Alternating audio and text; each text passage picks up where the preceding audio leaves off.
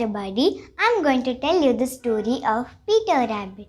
I like Peter Rabbit because he is curious and adventurous.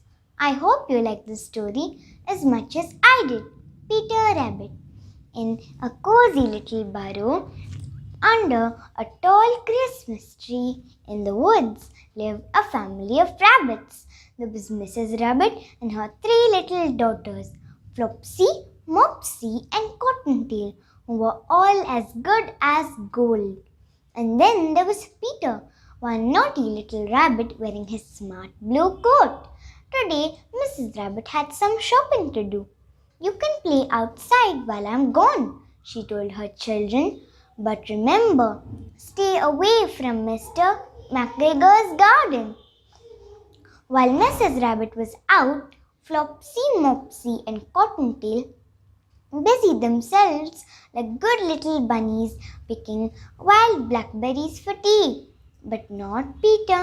He ran straight to Mr. McGregor's garden, one naughty little rabbit squeezing himself under the gate. First, Peter ate some juicy fresh lettuces.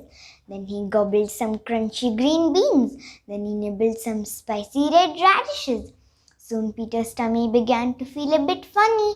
He looked around for some parsley.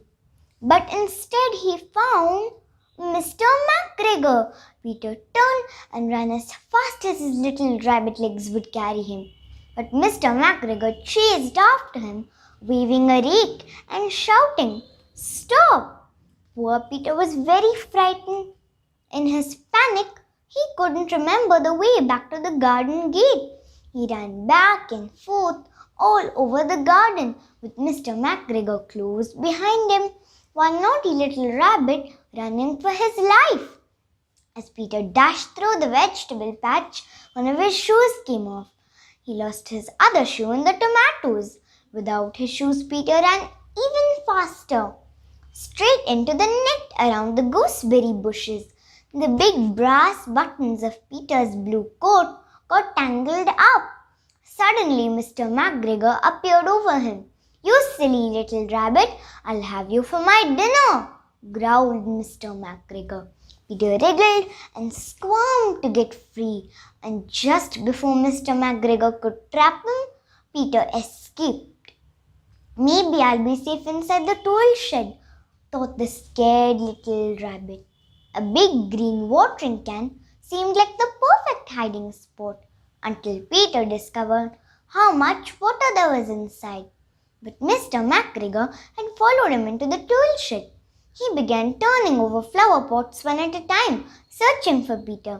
All of a sudden, he heard a rabbity sneeze from inside the watering can. Poor Peter was out in a flash. He found his way at last back to the garden gate.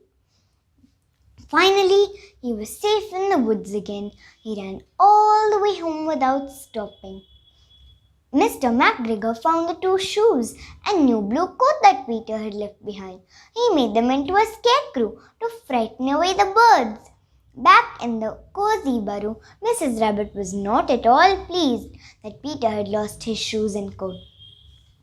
That evening, Flopsy, Mopsy, and Cottontail had a delicious feast of bread, milk, and freshly picked blackberries.